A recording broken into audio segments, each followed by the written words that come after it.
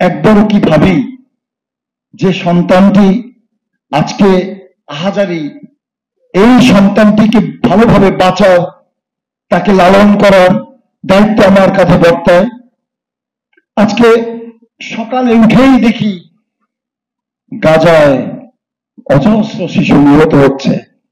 ও বলছে, বাবা তুমি কতদিন তোমায় দেখি না, মা কতদিন তোমার আদর থেকে বঞ্চিত। এই সন্তানটিকে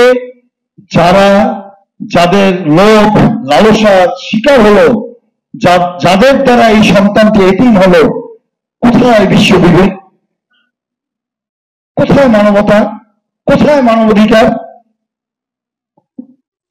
পৃথিবীর সকল মানুষ যদি এই মানবতার বিরুদ্ধে দাঁড়ায়, তাহলে কি এইরকম পৈশাচিক, এইরকম অবস্থা তৈরি করার দুঃসাহস দেখাতে পারে? আমরা কেন যেন নীরব? আমরা রাসূলুল্লাহ সাল্লাল্লাহু আলাইহি ওয়াসাল্লামের কথা বলি, কোরআনের বাণীর কথা বলি, এতগুলো মুসলমান রাষ্ট্র, তারা যদি হুঙ্কার দেয় আমরা এই নারকীয়, এই নরপশু যে আচরণ, তোমাকে রুদ্ধ করে দেব, তোমাকে থমকে দেব, তুমি এই পৈশাচিক আচরণ করে মানবতার জয়গান গাইতে পারবে না, এক কাতারে যদি সামিল হয়, পারবে? আমার মনে হয় পারবে না। কিন্তু কেন আমরা দ্বিধা বিভক্ত?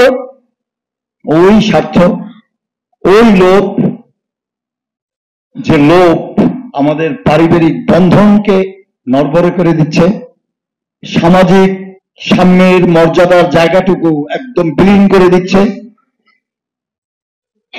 আমরা কেবল পেতে চাই, দিতে চাই না।